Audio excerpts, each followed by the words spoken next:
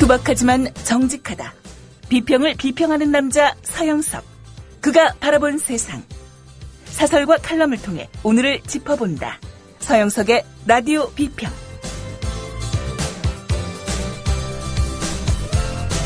안녕하십니까, 서영석입니다.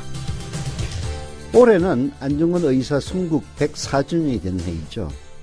지난 2월 14일 발렌타인데이 때, 오늘은 발렌타인데이가 아니라 안중근 의사가 사형 언도를 받은 날이다 라는 경기도 교육청의 광고가 사람들의 마음을 울리기도 했죠.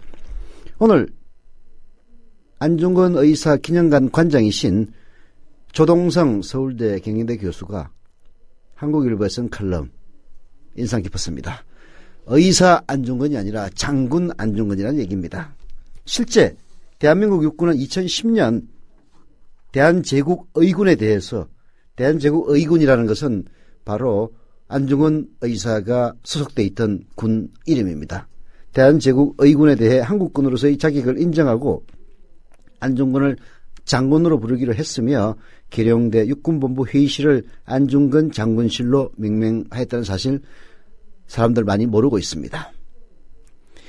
안중근 의사를 장군으로 불러야 되는 이유, 조동성 교수는 5가지로 들고 있는데요.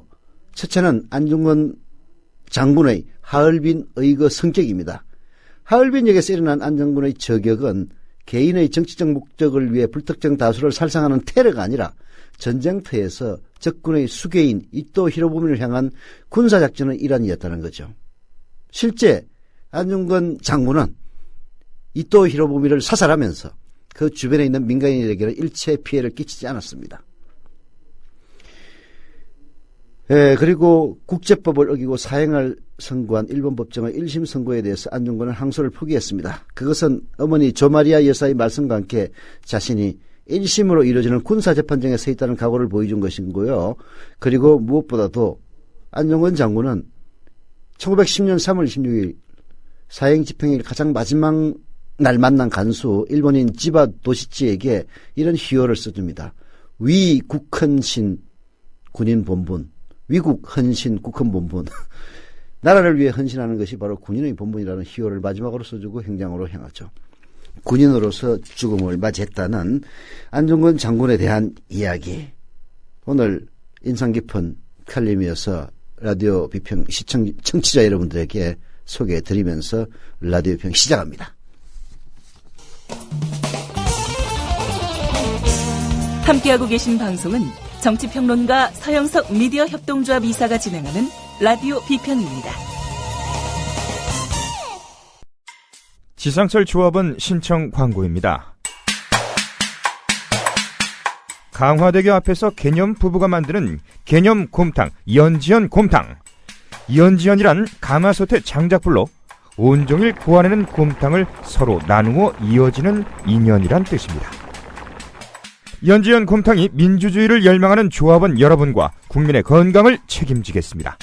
곰탕 포장 판매는 한 팩 800g에 7,000원이며 7팩 이상은 무료 배송으로 드립니다.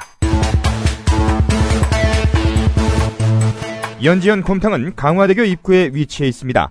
단체 주문 예약 및 포장 주문 전화번호는 010-7252-1114, 010-7252-1114, 031-989-9968. 조합원 단체 예약은 10% 할인해드립니다.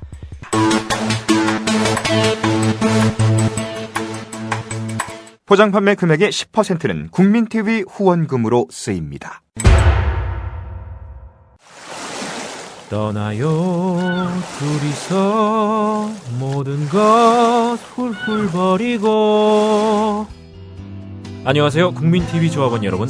제주 산책입니다.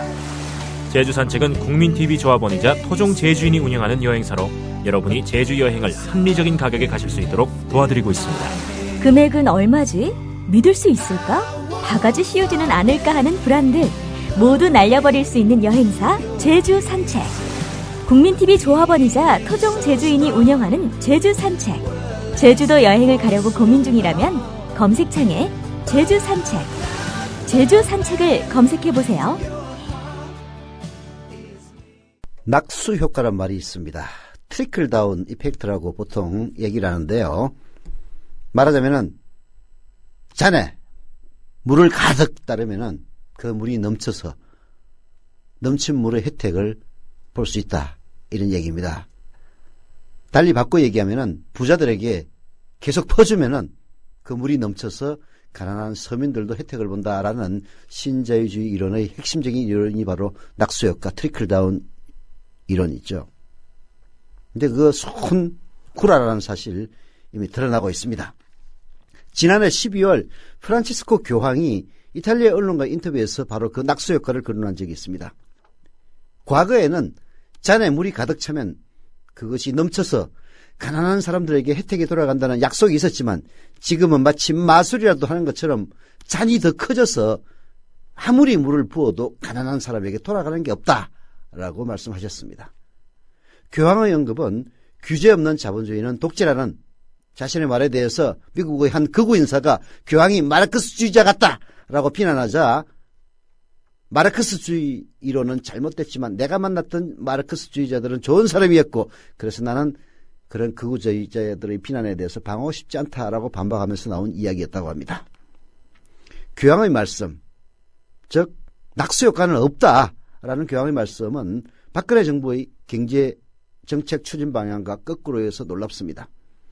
지난 대선에서 야당 쪽 후보 못지않게 진보적인 공약을 내걸었던 박근혜 대통령은 집권 후에 경제 활성화에 치우쳐 전면적인 규제 재검토를 가는 곳마다 얘기하고 있습니다. 사회 양극화 해소가 핵심인 경제민주화 공약이 소멸됐다고 말할 수는 없지만 이제 양념처럼 취급되는 그런 분위기입니다. 어제 박근혜 대통령이 대국민 담화를 통해서 대국민 담화라는 것도 웃겨요. 거의 1시간 내내 읽기만 했답니다.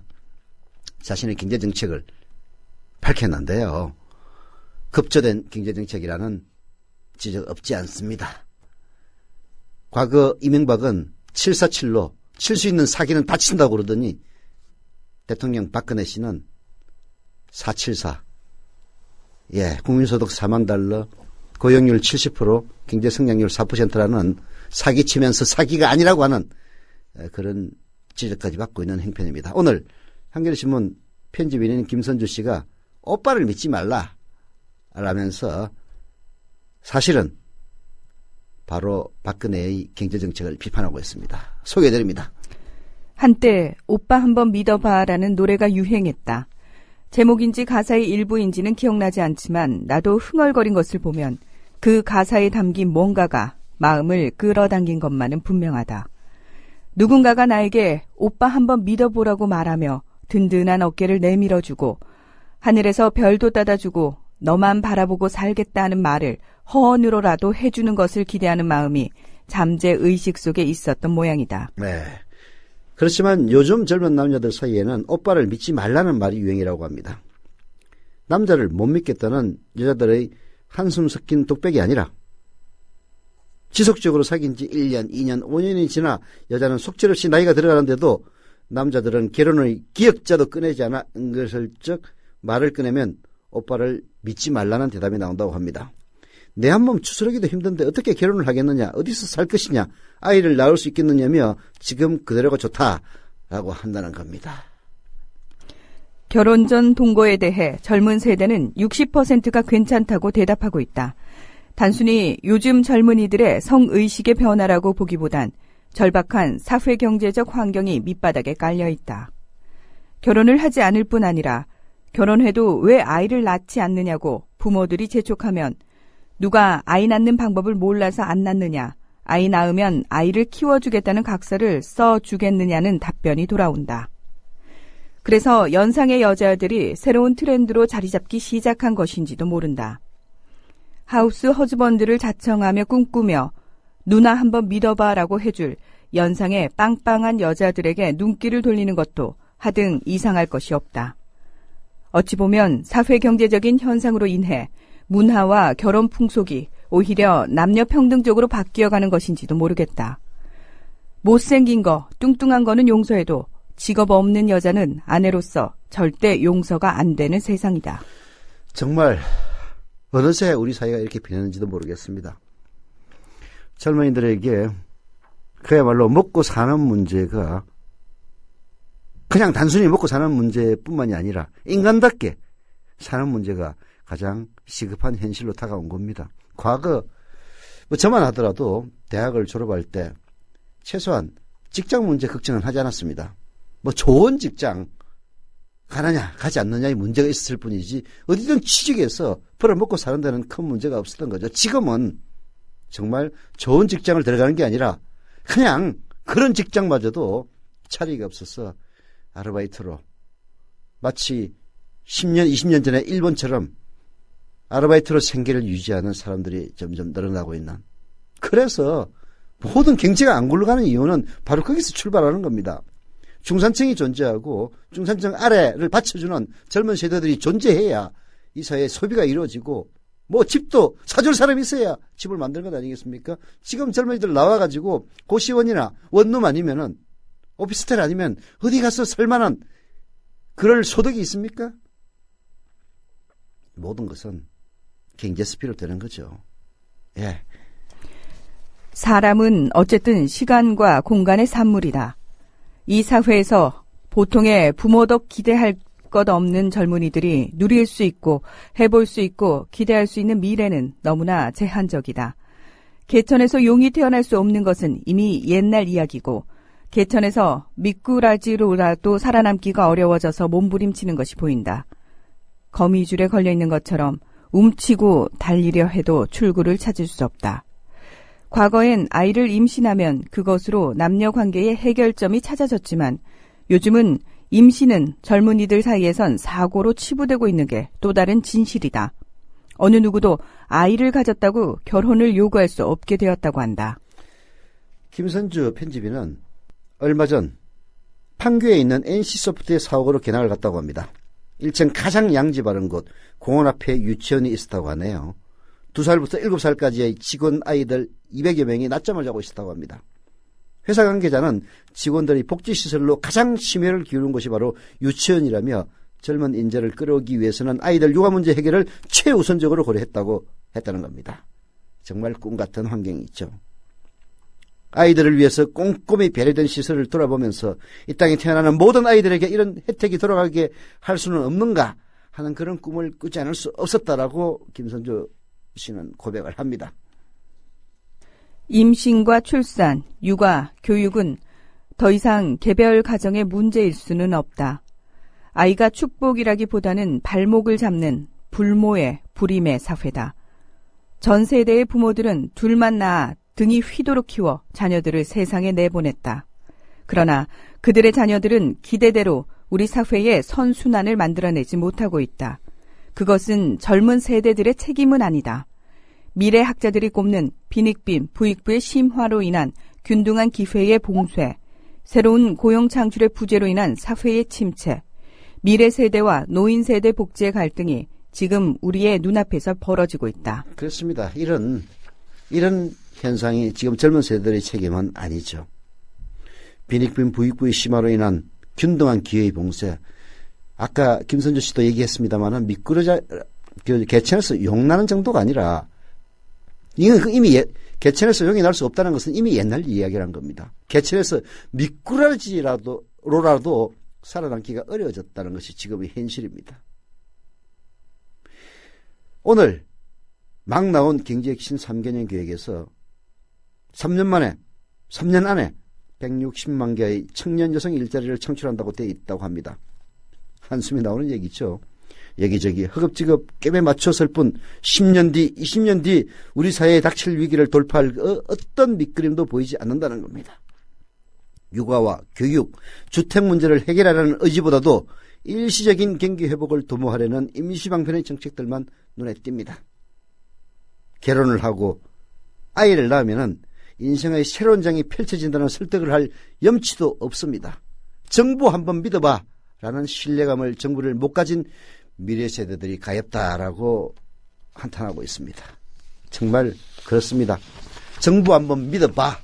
정부 믿으면은 그래도 10년, 20년 뒤 우리가 결혼을 하고 아이를 낳고 한 인간으로서 최소한의 행복을 추구할 수 있는 그러한 권리를 보장해 줄 것이다 라고 믿을 수 없는 미래의 세대들. 안타깝습니다. 예. 안타까운 정도에서 그치면 안 되겠죠. 예. 바꿀 수 있습니다. 네. 더불어 행복한 세상. 너와 나의 꿈이 눈앞에. 국민 TV. 박근혜 대통령이 온갖 폐악질을 하고 있음에도 불구하고 지지율이 60%가 넘는다. 그 별로 믿을 수 있는 여론조사는 아닙니다만은, 라는 것도 여러 가지 이유가 있긴 합니다만은, 정상적인 언론의 부재 때문입니다. 특히 지상파 TV방송, 그리고 이어지는 종편 채널들, 그야말로 진실을 외면하고 박근혜의 장점만을 부각시키기에 바쁜 그런 방송들이 박근혜에 대한 혹은 박정희에 대한 향수를 지니고 있는 50대, 60대의 정서를 자극하고 있기 때문에 이런 현상이 드러나고 있는 거죠. 그리고 이런 현실에 절망한 다른 세대들은 아예 여론조사에 응하지 않는 이런 것들이 복합적으로 어우러져서 박근혜의 실상과 다르게 50%, 60% 지지율로 나오고 있다고 생각을 합니다. 이런 것들은 총체적이고 종합적으로 개선돼야 되겠지만은 가장 첫 단추는 올바른 언론을 키워주는 겁니다. 미래통합 국민TV만 키워달라고 하진 않겠습니다. 뉴스타파, 코발뉴스, 오마이뉴스 등등 다 키워주십시오.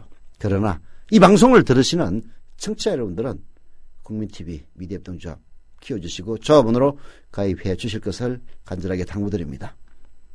조합원 가입하시려면요, 간단합니다. KUKMIN.tv 국민.tv 접속하셔서 맨 위쪽에 있는 조합원 가입 신청 클릭하시면 됩니다.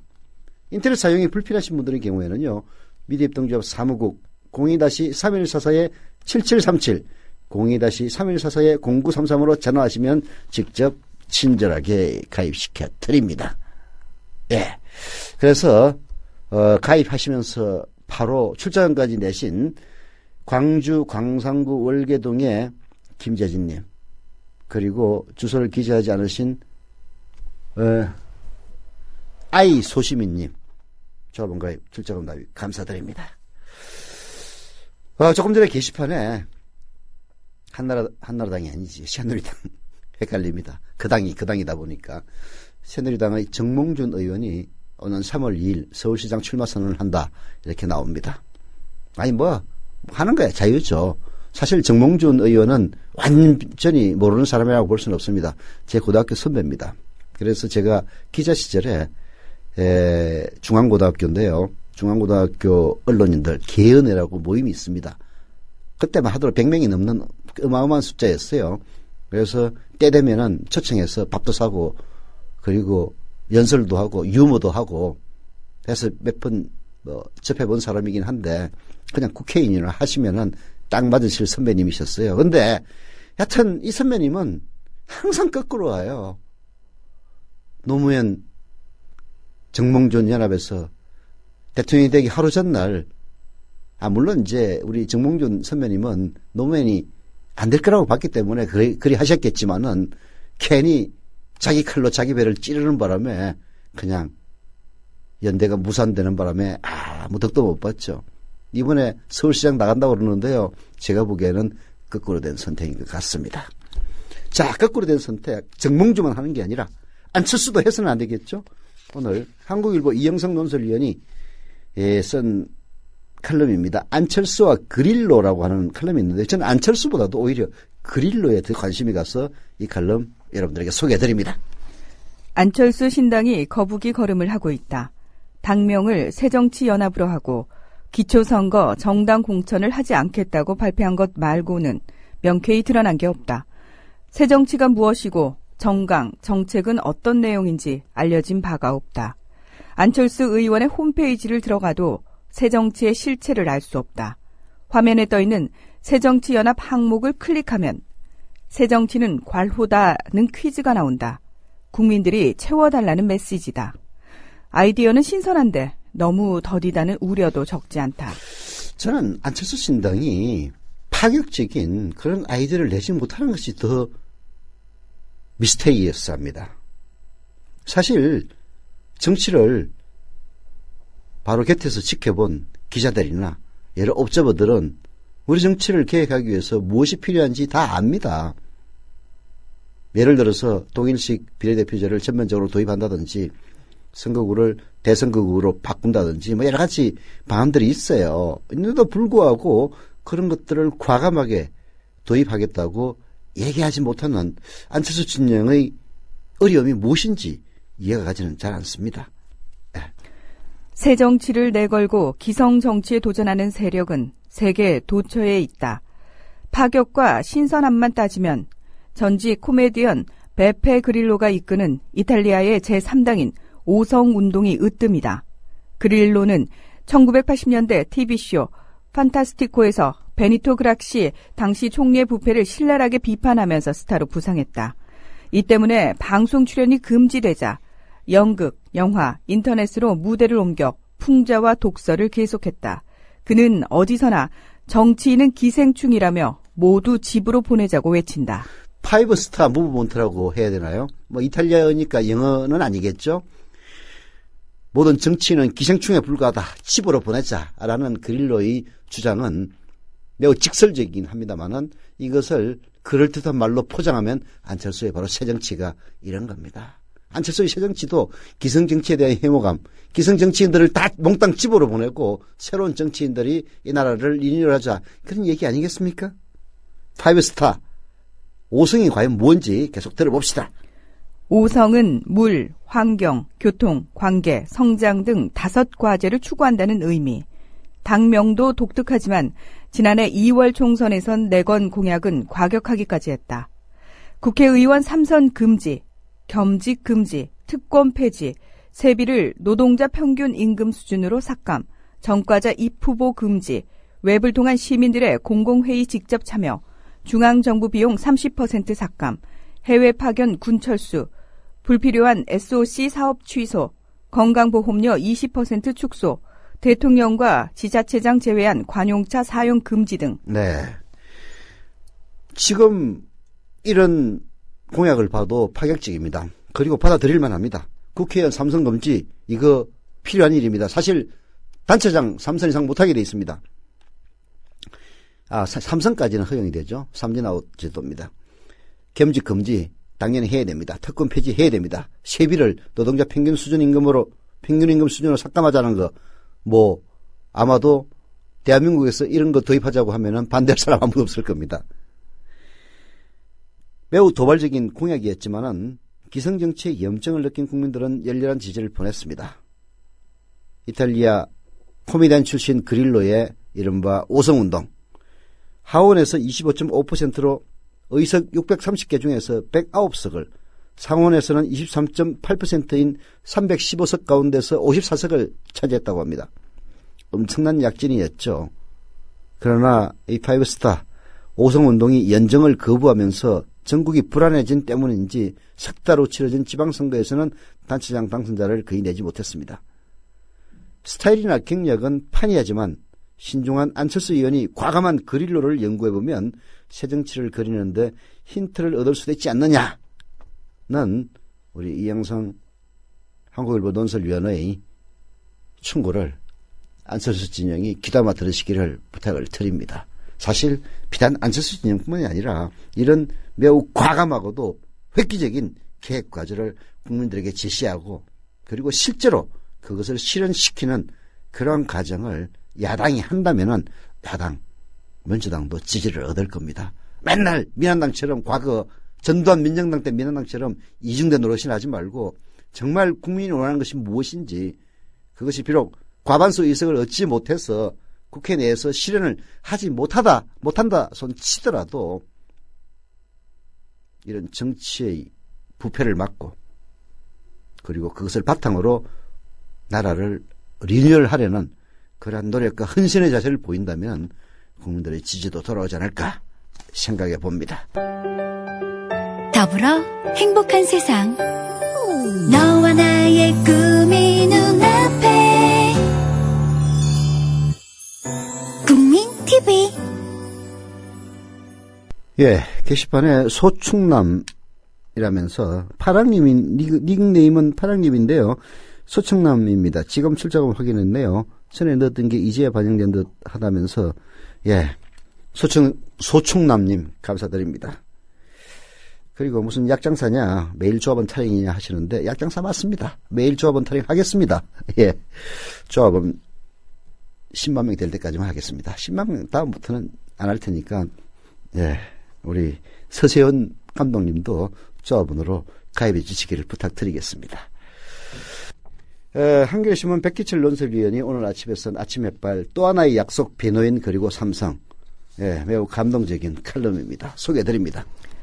검은 화면 사이로 깨알 같은 엔딩 크레디트가 흐르는 동안 좀채 자리를 뜰 수 없었다. 자리를 지켜야 한다는 예의 때문은 아니었다. 상처받은 이들에게 연대의 손길을 뻗은 이들이 일이 많다는 게 고마웠다. 길게 오래도록 흐르는 엔딩 크레디트의 리듬이 참 포근했다. 집에서 제법 먼 복합 상영관까지 영화 또 하나의 약속을 보러 간 데는 의무감도 작용했다. 거친 영화일 거라는 선입견도 있었다. 하지만 자신의 택시 뒷좌석에서 엄마 품에 안겨 숨져가는 딸을 지켜보는 아버지 모습을 보는 순간 선입견은 깨졌다. 삼성 반도체 공장 백혈병 피해자인 황유미 씨 이야기를 다룬 영화는 다분히 논쟁적이지만 절절한 휴머니즘에 바탕하고 있다. 네, 백기철 논설위원도 또 하나의 약속을 보고 그 소감을 그렇게 적고 있습니다. 저도 봤습니다. 얼마 전에 저희 조합원들과 같이 이 상상마당 지하 4층에 있는 상영관에서 봤는데요. 하나의 작품으로서도 손색이 없는 그런 영화였습니다. 물론 노무현 대통령의 삶을 다룬 것으로 보이는 영화 변호인처럼 일종의 성공담이 없는 우리의 현실을 그대로 까발리는 사람을 가슴 아프게 만드는 영화이기 때문에 1000만 명 관객 동원은 어려울지 모르겠습니다만은 그래도 수백만 관객은 느끼니 동원할 수 있는 그런 완성도 높은 영화였죠. 노무현의 삶을 재조명한 변호인이 좋은 영화지만 약속 역시 그에 못지않다. 약속은 지난 주말까지 44만여 명을 동원했다. 스크린 축소 등의 잡음이 아쉽지만 저예산 영화로 이만하면 선전했다.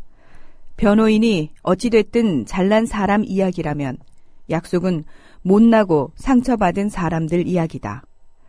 택시기사 황상기 씨가 삼성에 맞서 눈물겨운 싸움을 벌이는 이야기다.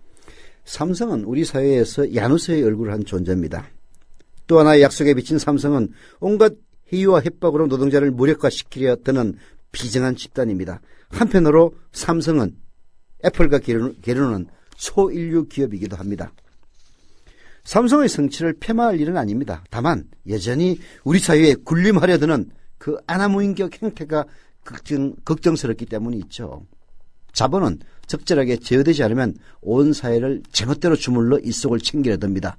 정계나 관계, 법조계, 언론계, 노동계, 교육계, 문화계를 가리지 않습니다.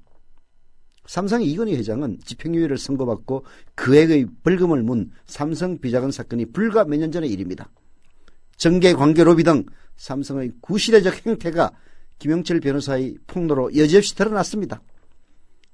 이건희 회장 단독 사면으로 허무하게 끝난 이 사건 이후 삼성은 과연 달라졌을까요?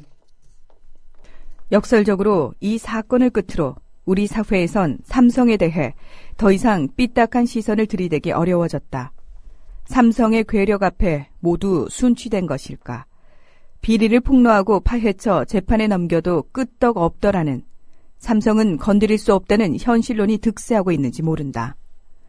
영화 또 하나의 약속이 던지는 메시지는 분명하다. 삼성이 아직도 시대에 뒤떨어진 기업 문화를 가지고 있고 때때로 그것이 노동자의 피눈물을 짜낼 수 있다는 것이다.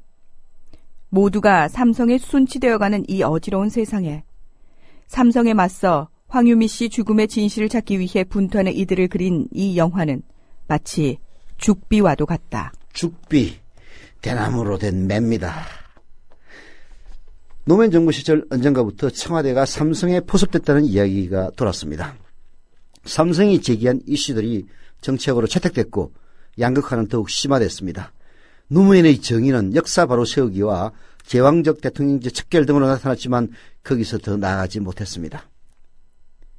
거기서 더 나아가는 것은 어쩌면 후대의 책무일지도 모르죠.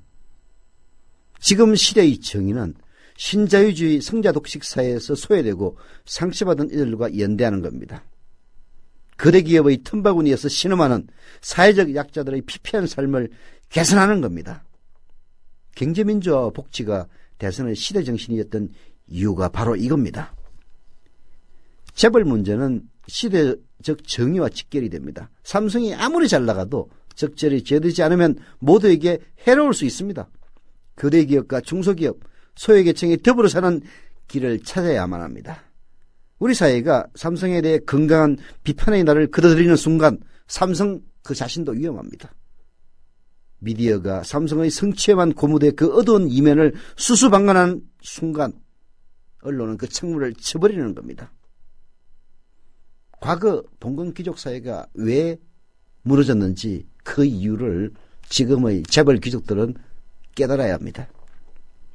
만약 노무현이 살아있다면 지금 누구의 변호인이 되었을까요?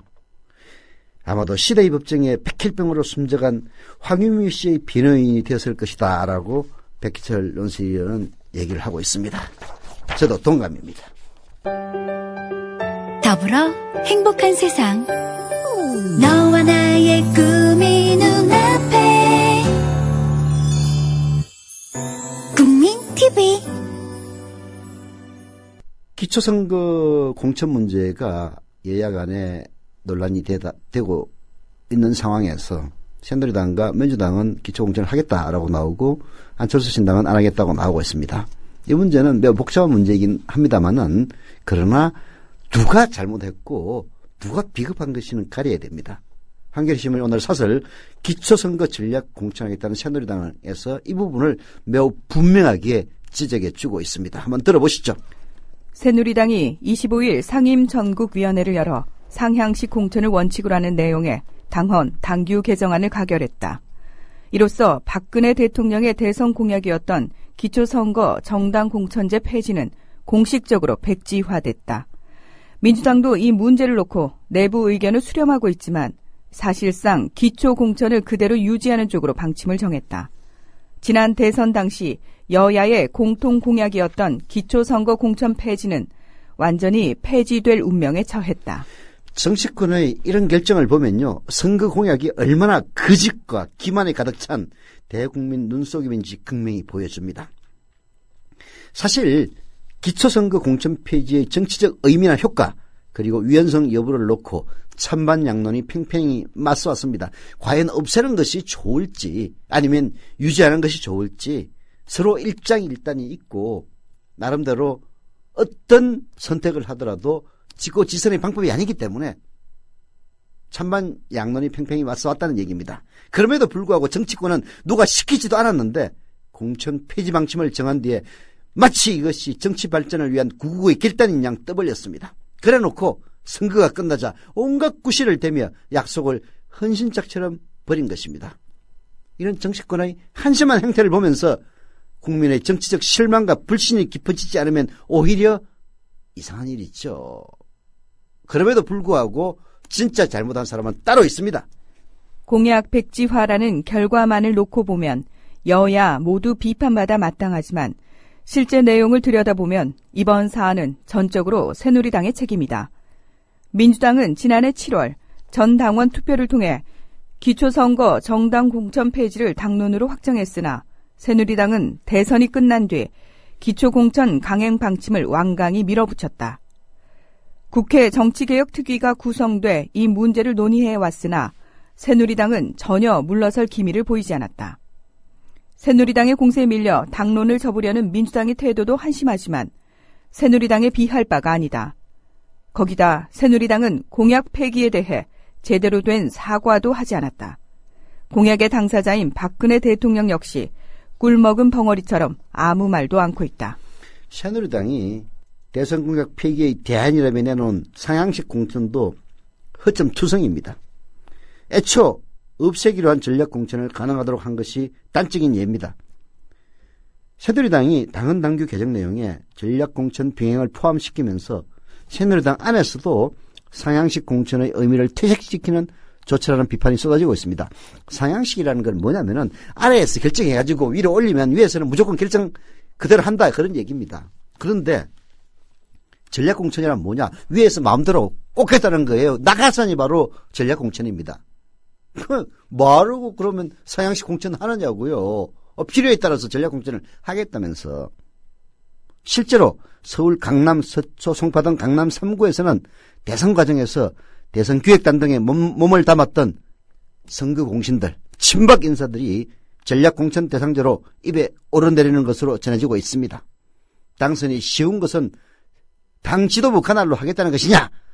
그러려면 강남 3구의 이름을 새누리당 특구나 청와대 특구로 하라는 따위의 반발이 이 지역 예비 후보들 사이에서 터져나오는 것도 무리가 아닙니다.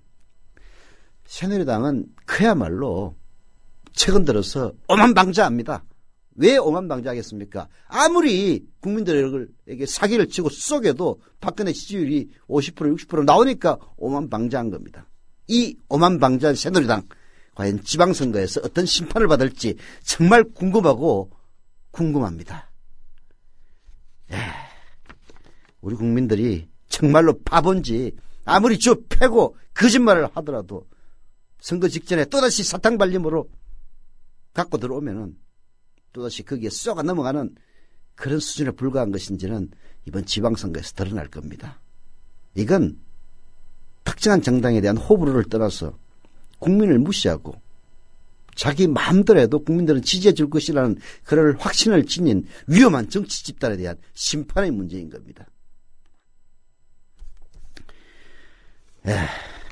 남은 시간에 광고 하나 하겠습니다. 합정동 마리스타 수도원이라고 있습니다. 이게 RO가 회합을 가져서 혁명의 거점으로 떠오른 곳인데요. 그 RO 유적지 마리스타 수도원에서 모모의 혁명이 시작됩니다. 단식 캠프죠. 국민 라디오를 통해서 단식에 참여했던 분들을 위한 캠프인데요. 저도 그날 참여해서 2차 단식 할지 말지 한번 생각해 보려고 합니다. 여기 참여하신 분들 중에서 단식에 본격 돌입하는 분들에게는 외숙 생활단식 유리웰이 미래입동조합 출자금을 제공한다고 하네요. 자, 라디오 비평은 여기서 마칩니다.